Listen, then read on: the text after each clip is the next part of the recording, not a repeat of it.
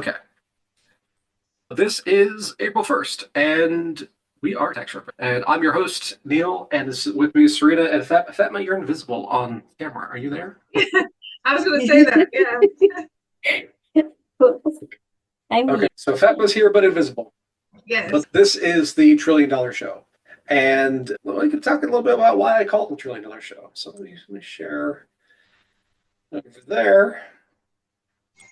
That's me. By the way, if you're in the Atlanta area and you need somebody good for headshots, doing all this kind of stuff, let me know, because I've got people. So, the mission. The reason it's called the $1 Trillion Show is because the mission is to save Americans $1 trillion in taxes. Now, Elon is doing his part. He's trying to cut $1 trillion. Lutnick, who's the Secretary of Commerce now, he's trying to raise $1 trillion in golden visa, whatever tariff stuff. But I want to cut $1 trillion from the government as far as not give it to them. That's very different than what they're trying to do. So they're trying to bring spending down and bring revenue up so that the budget can balance. I'm trying to remove the money from their hands in the first place. So it's a different approach.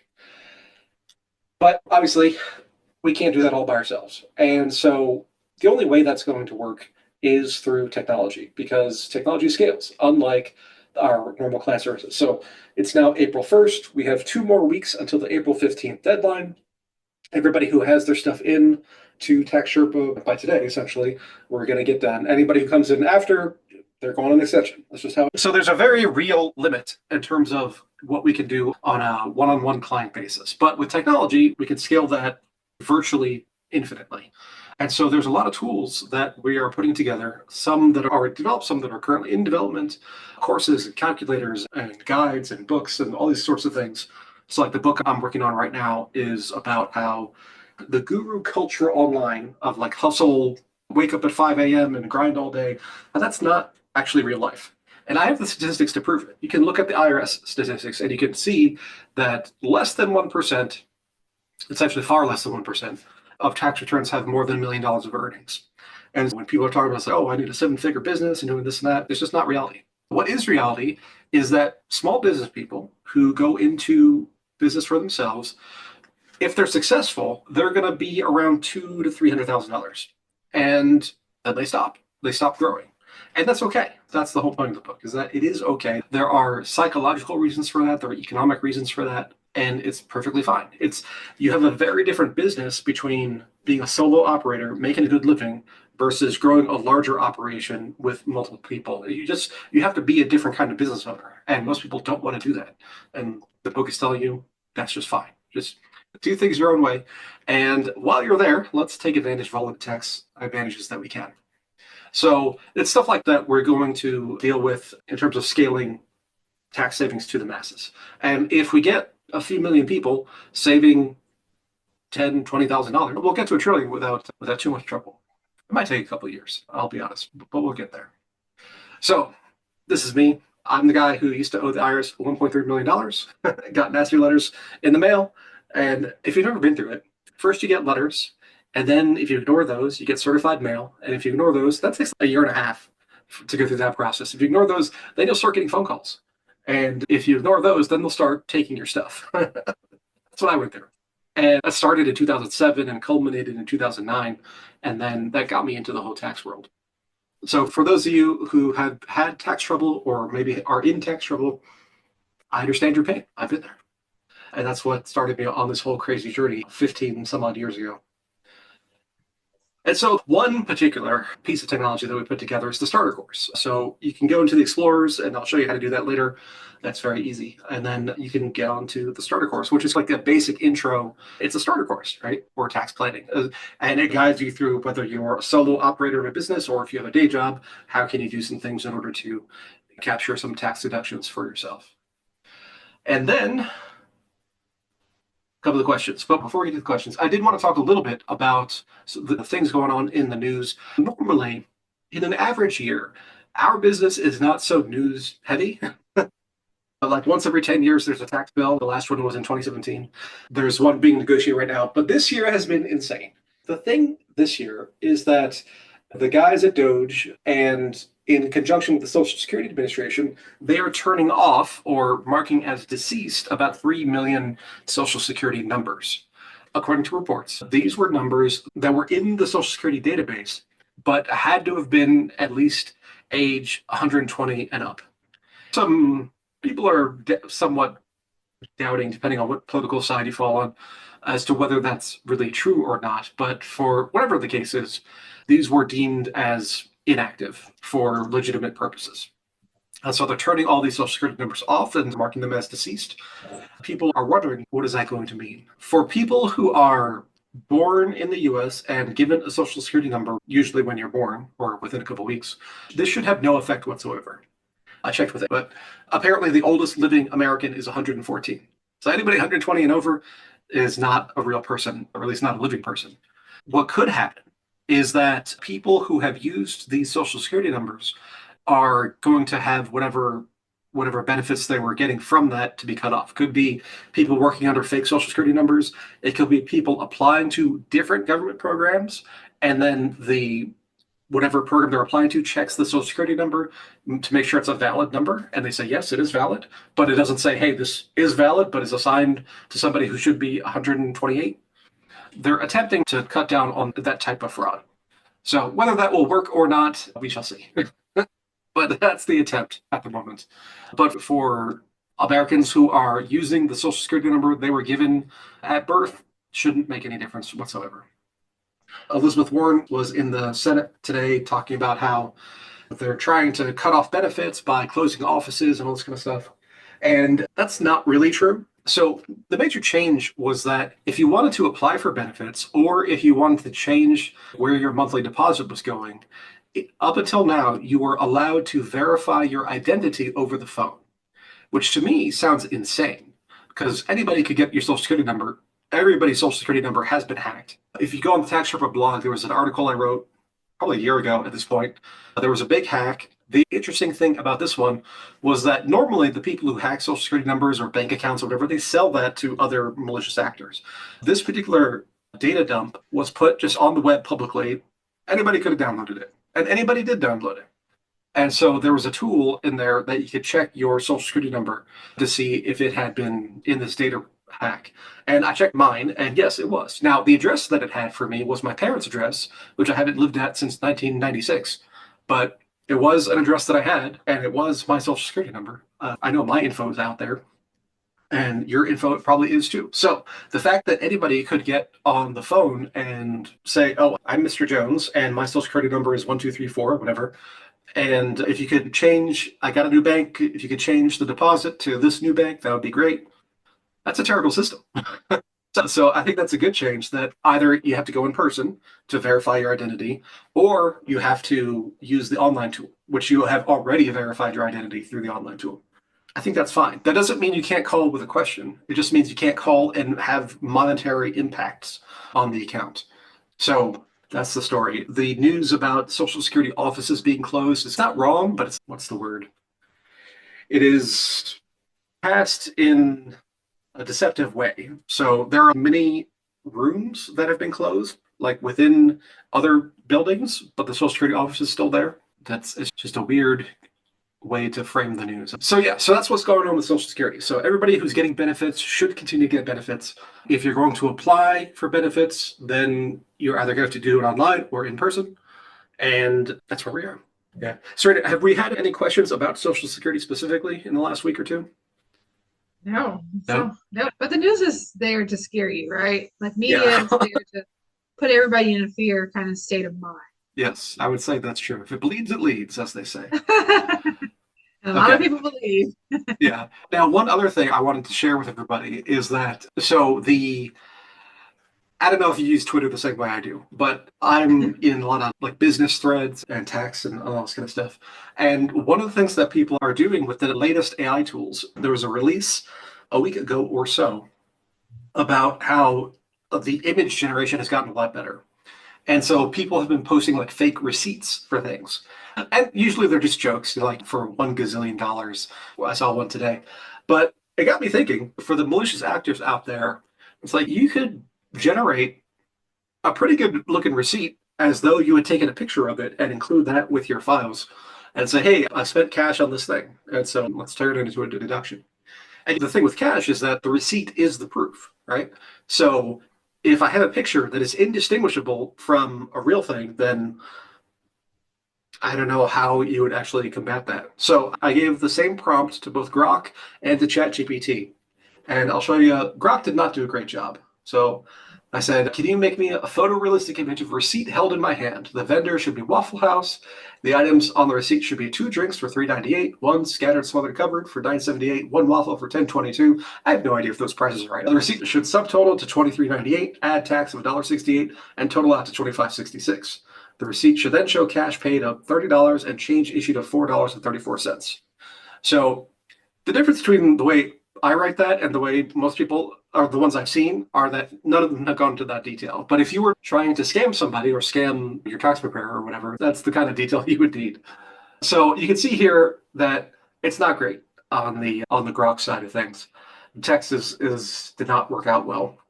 But a ChatGPT, that came out pretty good. The only thing it messed up on was it said change of 44.34 instead of 4.34. And that could be easily fixed. But everything else came out perfectly. That's crazy. Yeah. So right? That's receipt. That could be my hand. I don't know. Yeah. If you're trying to create fake receipts, the time is now. So funny. Don't actually do that. Don't do that. But, he's playing. Anytime there's a tool, people are going to abuse it. Right. Like in the IRS world, every year the IRS publishes a list of what they call the Dirty Dozen, which is like 12 scams and things to watch out for. The Dirty Dozen does not mean that these things are not valid. It just means that people have abused them. I saw a case this past week of a conservation easement. So there was a company that bought some land for $6,000 an acre, and then they got an appraisal, supposedly, that the highest and best use of the land would have been to mine granite or something, and therefore it was valued at like $200,000 an acre. And then they put it into a conservation easement, which creates a charitable deduction for $200,000 an acre as opposed to the $6,000. So that got thrown out in court, basically. And that's the kind of thing that it's a perfectly valid strategy or maneuver, but the way that particular person went about it is wrong because they abused it. And they were making up bad numbers, essentially. At least that's according to the court. Maybe there was granite mining on it. I don't know. But the court did not agree. Whenever you are looking at strategies and anything, you gotta make sure that it's internally consistent and makes sense. Okay, with that said, let's dive into the questions because I do know the answer to every tax question. And the answer to every tax question is it depends. It depends. It depends is always the answer because it depends on your facts and your circumstances. And what's true for you might not be true for other people. And my favorite example is cosmetic surgery. There's all different examples of this. So let's say you get into a car accident and your face gets smashed. You get a nose job. And then that expense is that a medical expense. Now, normally, cosmetic surgery is not a medical expense because it's elective. But if you got your face smashed in a car accident, then it's restoring your original function and therefore is a medical expense, even though the nose is the same thing. There was a famous case with an exotic dancer and she got her boobs done. And for her, it was a business expense. It's not a business expense for anybody else because she was able to prove that it improved her income opportunities. And she was able to demonstrate that in court. So, what's true for one person is not going to be true for the next person because everything depends on facts and circumstances. So all the rest of the show, I'll be talking about how it depends, but I'll tell you what it depends on. With that, what do we have going on this week, Sarita? So we had a question come in. Someone wants to know what triggers an IRS audit and how can I avoid one? Yeah, there's a couple things. It is. So the number one trigger for an audit is a mismatch. So if you do not report things accurately that other people have reported, that's number one. So all the third-party forms like your 1099s, your W-2s, your 1098s, your 1095s, everything that some other company sends something into the IRS and then you send something into the IRS and those two things don't match, that's number one. But then there are more subtle things. So the most audited thing are self-employment that gets credits for the earned income credit.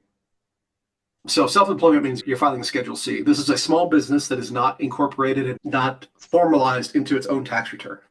So you have a double whammy in that maybe you're not reporting all your income because a lot of people who file Schedule Cs don't. Maybe you're overrepresenting your expenses because a lot of people who file Schedule Cs do. Maybe you're filing in such a way that it enables you to gain tax credits for the kids under the earned income credit. So this is number one, or I guess number two for the IRS because it's the largest single thing for them, and it is easy to bully people in this group. Because many years ago, that's probably 10 years ago now, the then commissioner of the IRS was hauled before Congress, and Congress was asking him, why are you auditing poor people so much? And this is people who are getting the earned income credit for their kids, because you have to be making effectively less than 30 grand in order to get these credits. So why are you auditing poor people so much? And the commissioner says a couple of reasons. One, auditing rich people is a lot harder because they have tax professionals, they have lawyers, they have all these people on their team, and they have much more sophisticated strategies, which requires us to have much more experienced revenue agents. And those people are actually harder to keep on the payroll because they can go off into private sector and make more money. So that's number one. Number two was that it was just easy because when the IRS sends a letter to somebody making $22,000 and says, hey, you owe us money, they just roll over and cave. And they don't fight back because they don't have tax professionals on their side. They're not paying thousands of dollars a year to get their taxes done. They're just going to some shop that charges them $100 or whatever. So that's number two. So having self-employment income that is not third-party verified, didn't come from a 1099, didn't come from a W-2 or anything. Just say, hey, I made 15 grand and I happen to have two kids, and therefore I'm entitled to all this money from the government. In fact, there was another story this week of there was apparently somebody who worked for a Jackson Hewitt franchise, might have been Liberty Tax, or somebody who works for one of these franchises was out in front of the Roosevelt Hotel in New York, where a lot of migrants are being housed by the state of New York. And they were handing out, I don't know, leaflets or something about how they can get $14,000 in tax refunds because basically the argument is that they would create these fake Schedule C businesses and then claim credits for the kids, and then you get a tax refund. There's been a big uproar online about this, and we'll see if anybody gets prosecuted or not, but probably not. But so that's number two. Number three with audit triggers is things that are just out of line. So I had one client that was a married couple. They came in, this is, I don't know, 2013 or something. So they come in and they're a new client and they bring their old tax returns. And they brought this letter. And the letter said, we are charging you a frivolous tax return penalty, which I had never seen before. It was a flat $5,000 penalty. And they said, yeah, we never got a refund last year. And I said, okay, let's look at it.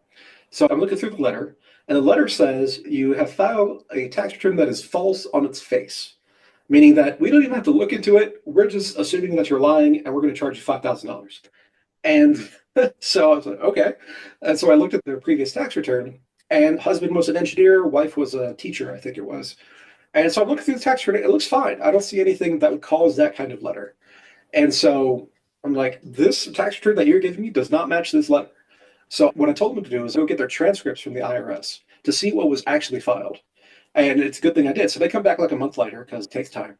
The tax return that was actually filed was the one they gave me previously, but with the one was the federal fuel tax credit. So this is a credit for every time you buy a gallon of gasoline, there are taxes built into that gallon of gasoline for that price. Like I just filled up the other day.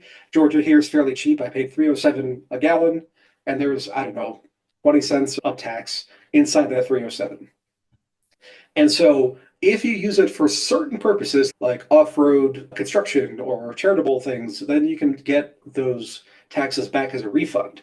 And on the tax return, all you do is you put in a number. So yeah, I used 4,700 gallons last year. And it calculates the number and says, okay, you get a refund of whatever, $3,000. And so what we found out, well, it took a little bit of investigating. What ended up, we figured out happened was they went to a tax preparer. They were given the version they gave me. And then after they left, the tax preparer changed the tax return to add this on and then filed that in order to gin up the refund and so he could get some more money. We went through all that and said, okay, that's the reason. And so what I advised them to do is that they should go to the Taxpayer Advocate Service. The Taxpayer Advocate Service is the advocate service for taxpayers against the IRS. So it's like their own internal affairs kind of thing. And their job is to help taxpayers when they can't get resolution from the IRS.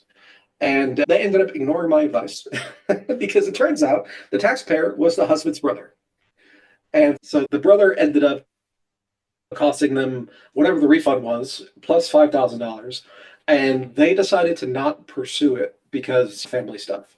That's another one. If you find yourself with federal fuel tax credits, that's a huge audit risk. And other things like that are kind of just out of balance for your particular situation. It's hard to give a general rule there because, what's out of balance for you might is going to depend on your situation. But you just want to be mindful of that. I was just working on a tax return where the taxpayer is getting a big refund because he didn't take any of the Obamacare credits up front. So he paid the full way, and he's entitled to credits though, because they should have kicked in like 80% of whatever he paid. And last year, the IRS gave him trouble about it. But he's 100% entitled to this. So just because it's a big number doesn't necessarily mean that it's a problem. But the larger the number is, the more friction there can be. Sometimes they have to take their time. One of the stories from my old mentor was that he was working for a company and they had double paid their Michigan state tax payments. So they paid estimates, and then when they filed their tax return, they didn't put the estimates in there, so they paid again. And they ended up with, they should have gotten a refund of like $300,000 or something like that. It was a big corporation. And so they sent in this request to the state and say, hey, you owe us money. And a month goes by, 2 months go by, 3 months go by. They end up calling the state and say, hey, where's our money? And it turns out that in Michigan, if a check was more than $250,000, it had to be signed by the lieutenant governor, like personally. And it's just sitting on his desk, and he hadn't gotten to it. Took him another couple months to get to it. Those kind of things can come up when it comes to larger numbers.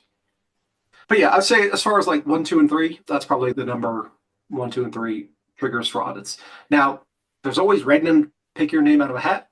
That happens. And also each year, it seems like the IRS picks a pet issue. Now, we never know what that issue is until the audit cycle hits in about 2 or 3 years after the fact. So like some years they'll look at charitable contributions. So you gave $5,000 to charity, let's see your proof. And other years it's been unreimbursed employee expenses, which is no longer a thing since 2017, but that was one. Schedule Cs are always high on the list. It just varies. And you have a certain probability of just getting randomly selected for these kind of things. So you might do nothing wrong and still get an audit, but you definitely want to make sure that things are as buttoned up as they can be on your side. So Neal, really quick. So there is an audit risk, right? Percentage, like what is it? What's the percentage nowadays? For this year, it's hard to say, but in the past, it's been about 0.5%. So there's like a 1 out of 200 chance that your name gets picked out of a hat. But the more money you make, also the higher your audit risk goes. So if you're making over like 5 million, you basically have a 1 in 20 chance of getting audited just because. But yeah, that's might be changing with all the layoffs and everything. So we'll have to see how that goes going forward. Okay. All righty, Fatma. All right, guys. So we have a question from one of our clients, and the question is, what are the rules for deducting meals and entertainment in 2025? Okay, so entertainment, not deductible at all. That was one of the changes from the Tax Cut and Jobs Act, and it used to be 50%, and now it's 0. For meals, basically, there needs to be one, it's a 50% deduction, not a whole deduction, because you got to eat. Do you have to eat that fancy dinner? Probably not. So you only get half credit. So there has to be a business purpose to it, in that you're talking with a client, with a prospect, or management, or whatever, and it's got to be with somebody. It can't just be by yourself, and that's part of that business purpose. And as long as you do that, and obviously everything, the thing that people get caught on is the substantiation. So if I just have a receipt from Waffle House, like I just made with ChatGPT, then technically that's not sufficient. Really, I should have a log of who I was talking with or who I was eating with and what we were discussing, why it was a business meeting. And that's all to substantiate your claim on your tax return. I will tell you, very few people actually do that. You should. But one thing that is helping now in our age of technology is calendars. I use Google Calendar for everything. If it's not on my Google Calendar, I'm not being there. That's true for Zoom meetings. It's true for in-person meetings. It's true for everything. And that in itself can serve as a log. And you just put in whoever it is you're talking to and what it is that you're doing. And that's 100% a business meeting, I 100% take that meal deduction. In fact, I make sure to use my business credit card rather than my personal card when I buy the food. That's substantiated in several ways on my calendar. And then in my networking group, there's a website and it has an archive of all the meetings and everything. So all that kind of stuff works. But yeah, where people get into trouble with meals is when it's really high. So I've seen people like dine out at the Ritz-Carlton every night for a year, and they say it's all business expense. Does that pass the test? I don't know. It's up to you how aggressive you want to be with that. But if the number is compared to your revenue, if the number is reasonable, then I wouldn't worry too much about it. Alrighty, so we have another question that just came in, Neal. It's a tax planning question, and someone wants to know, how can I plan for taxes if I expect a big capital gain next year? Yeah, here's the thing. I think I know who that was from. So if you have large capital gains that are unusual, so we've got a lot of clients who are retired and they're in these mutual funds and there's capital gains every year because inside the mutual funds, they're selling their holdings from time to time. And so there's always going to be a pass-through capital gain event. But it's usually fairly consistent within a few $1,000s. But if there's something that's outsized, then you have to factor the fact that, yeah, there's taxes with capital gains. Now, I will tell you, long-term capital gains rates are the biggest scam going in the tax world. And I'll explain why. Long-term capital gains rates are for things that you have owned for at least 1 year.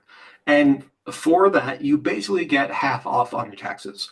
So if you buy something for $50,000, hold it for over a year, sell it for $100,000, now I have got a $50,000 gain. So my long-term capital gains rate is going to depend on my total income for the year. It's either going to be 0%, and this is federal, 0%, 15%, or 20%. And if your overall income is high enough, you're also going to be hit with an Obamacare tax, the net investment income tax of 3.8%. So realistically, it's going to be 0, 15, 20, or 24% federally. And then each state handles capital gains in different ways. Sometimes it's just the regular rate. Sometimes there's a preferential rate, like Massachusetts has a preferential rate.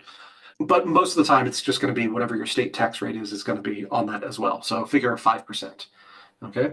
So just know that there are capital gains taxes. So that's number one. Just know that they exist. And planning for it, really, it comes down to what else is going on, what else can we do, and then just being proactive about it. So the thing with capital gains is that they're not surprises, typically. You got a big chunk of money somewhere.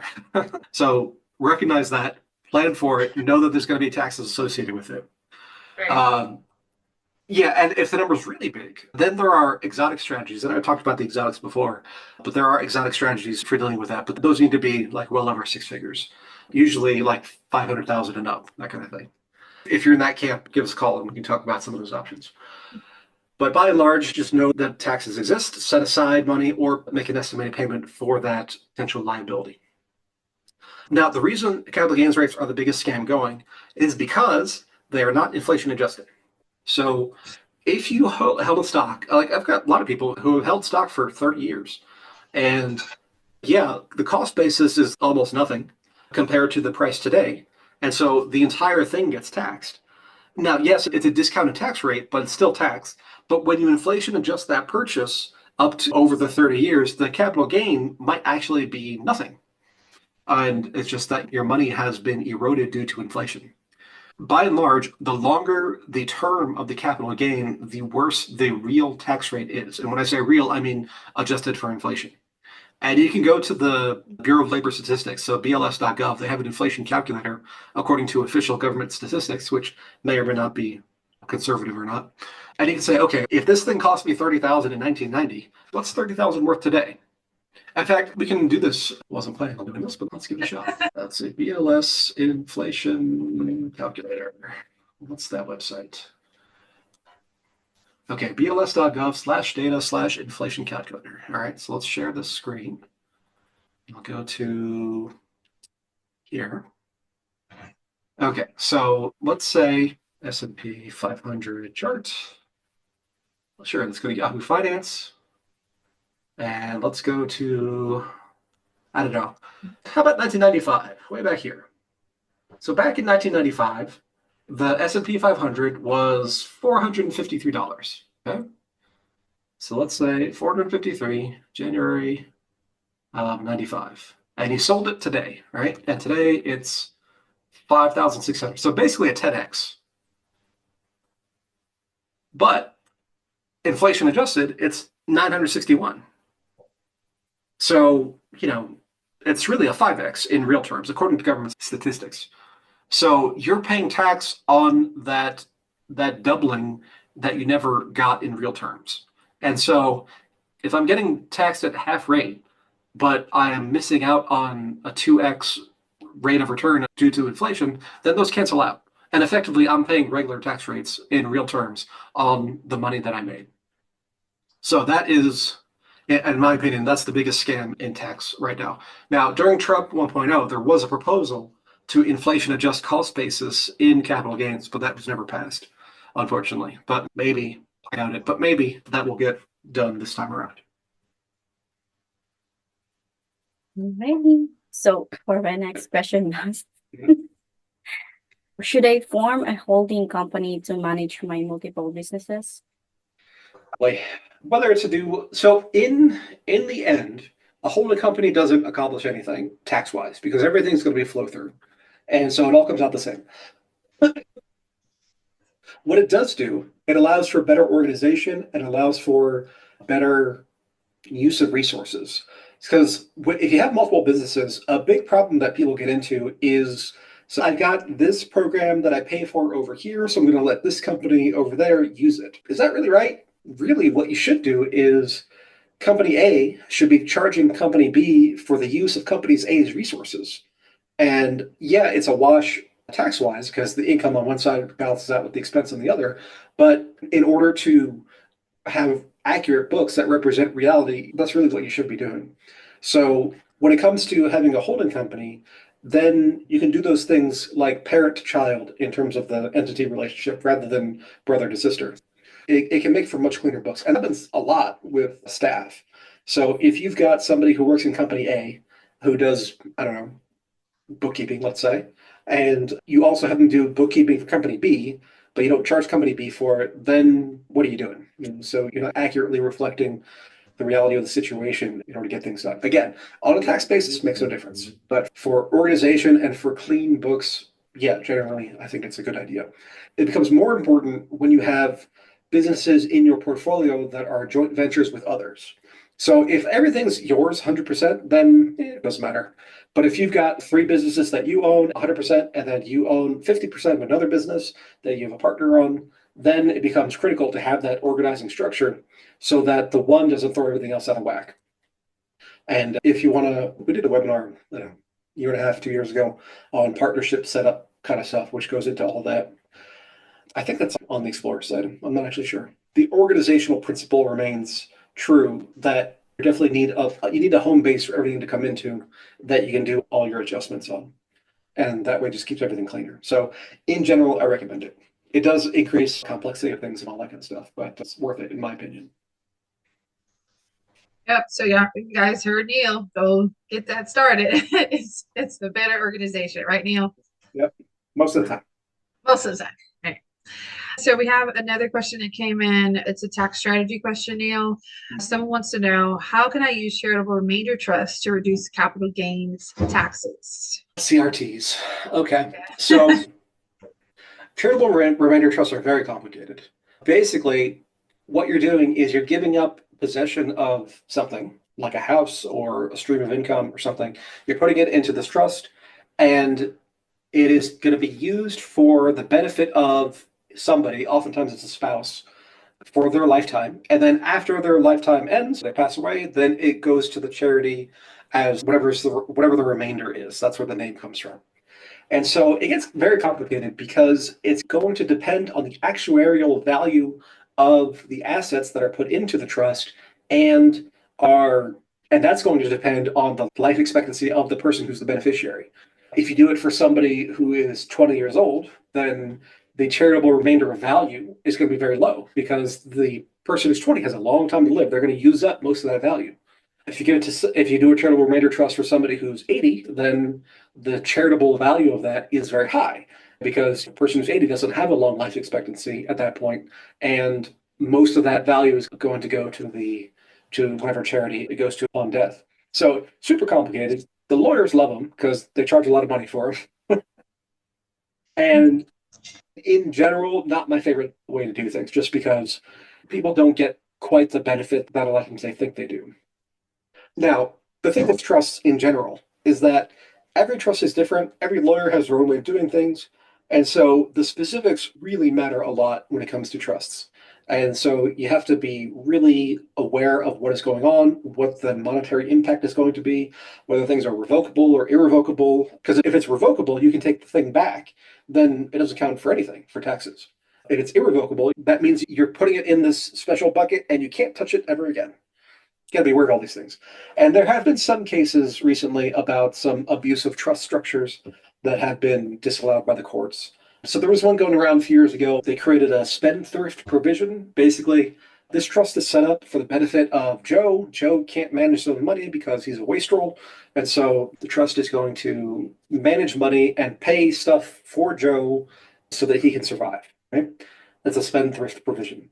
And there are some special rules to go along with that. Basically, the trust doesn't pay any taxes at all, was the pitch. And a lot of these were found to be overly aggressive and got thrown out. And the $100,000 that the lawyers were paid went up in smoke to set these things up. And then the owner of all these things had to pay fines and penalties and everything. So be very careful with those kind of trusts. Now, trusts absolutely have a place, but it's usually at end of life rather than trying to live the next 50 years out of a trust that is never going to pay taxes. So that kind of pitch, be very careful about, just because, again, it's a thing that has been abused. It's a perfectly legal thing. People abuse it, and it increases audit scrutiny. But yeah, if grandma needs a place to live, a charitable remainder trust might be appropriate. Right, well, thank you for that. And so for my next question, it's how do I handle taxes if I work remotely from a different state? It depends. So it depends on the state. Yeah, like New York is terrible about this. Basically, New York determines that all income from New York sources, regardless of where you are, is New York income, and then you have to apply to them as a non-resident to try to get as much of that back as you can. So that's item number one. California is aggressive. California, you have to do a Schedule 540 NR, which is a table that lists the total income from the different sources, like wages and interest, dividends, and whatever. And then it has a column for like what you would have paid if you were a California resident, and then another column for what you would have paid if you were not a California resident, and you end up with somewhere in the middle a lot of times. Because it depends on, did you ever go to California for a meeting or something, and then you spent one day in state, and then that touches the waters, which is one of their doctrines. So there's a whole thing. Now, in most cases, aside from those aggressive states, in most cases, if your business is located, whether you're an employee or whatever, if you're, I'm in Georgia, so let's say you're located in Georgia, you're doing work for a company in Indiana. In most cases, you're going to recognize that income in Georgia. And then the people in Indiana who are paying you are going to deduct that in Indiana. And that's okay. But there are specific circumstances where you got to be a lot more thorough than that. And it depends on the setup, whether you're a contractor or whether you're an employee, and all those kinds of things. That's a long way of saying it depends. But most of the time, you're going to recognize it in your home state. And even if you have to pay to a different state, every state in the country, at least that has income taxes, has an other state credit, meaning that, let's say I have income that would cause me to owe $5,000 to the state of Georgia, and I already paid $3,000 to Alabama. Well, Georgia's going to give me credit for that $3,000, and they're only going to charge me $2,000 on the balance. Now, that only works if your home state is higher than the other state where you might have to recognize income. And sometimes that works, sometimes it doesn't. So that is, like you said, it depends question. It depends. Understood. So it looks like we have another question that came in. Someone wants to know, how does IRS treats the hobby income versus the business income? Yeah, so hobbies are like the worst of both worlds. If you have a hobby and you make money, you pay taxes. If you have a hobby and you lose money, you don't get any deductions. That's why you want to stay away from hobbies that have any kind of money-making component to it, at least. And how do you define whether it's a hobby or not? It's facts and circumstances. So it comes down to, are you in the pursuit of money in this thing, or are you in the pursuit of enjoyment? And people are often very worried about the hobby loss rule when it comes to businesses, because I've heard all these horror stories, and the horror stories do happen. They happen mostly when there's like fun stuff involved. So there are certain regions of the country or cities where people just have a lot of unusual stuff. So there are a couple towns in Florida where it's like everybody there has horses. Just it's just something that they do. So like Ocala and what's the one down by Miami? Is it Hialeah? No, it's not Hialeah. Anyway, there's some city near Miami where everybody has Weston. That's what I'm thinking of. Weston, Florida, also has a bunch of horses. And so if somebody has a horse farm in one of those areas, the question becomes, do you really, or are you engaging in a hobby and trying to get tax write-offs through it? And the IRS has a habit of questioning these things in those areas where these things are common. So if there's a whole lot of horse stuff around, if you're in a place where everybody has a boat and everybody has some kind of boating business, those could sometimes get investigated. And the most rule says that in a 5-year period, if you lose money in 2 or fewer of those 5 years, then the burden of proof is on the IRS, meaning they have to prove that you are in this not for the money, you are in this as a hobby. Once you go to 3 years or more out of those 5-year lost money, then the burden of proof shifts to the taxpayer. And so the IRS could come in and they could say, hey, prove to us that you're a business and you are not a hobby. And if you don't do it to their satisfaction, then they're going to disallow all those deductions over that 5-year period, and they're going to charge you tax and then interest and whatever on what you should have paid back then. So that's what people get worried about. It's actually fairly rare for that to happen, but it does happen. So you just want to make sure that you are doing the things that a business does. So how do you prove that you are in this as a business rather than the hobbies? Number one, you keep records. So you do your bookkeeping. Number two, you have separate accounts for business stuff versus personal stuff.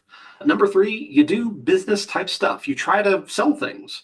You go to vendors, you advertise, all those kinds of things that every business does in order to keep their lights on. Those are the things you should be doing in order to support the fact that you are a business and not a hobby. So that's where all that comes in. And yeah, so as long as you do the things where you are demonstrating that you have a business, that's not the thing to really worry about. It's the people who say, I did this thing, I think, I don't have any records. I didn't keep track of anything. No, I didn't make any money. I had 0 sales. So that's another one, actually. 0 sales is a problem because are you in business if you made no sales? Maybe. It does happen, but it's rare. So my favorite example was near my house, there's a shopping center where I go grocery store. And in the corner of the shopping center, there's this particular bay. And there's been like, I don't know how many businesses have come in and out of that particular location because it's just not a great location. And one time I go into the grocery store and I see that it was one of those places where, you know how like with frozen yogurt, you can pour your own yogurt and then you take it to the counter, they weigh it and they charge you based on that. But instead of frozen yogurt, it was popcorn. All different flavors of popcorn. But they had the nice shiny machines and I never saw a single person in there. And 3 months later, they were gone. So did they make 0 sales? Maybe. I don't know. But they didn't make a lot. And whoever put all the money into the machines and the build out and everything, they lost all of that.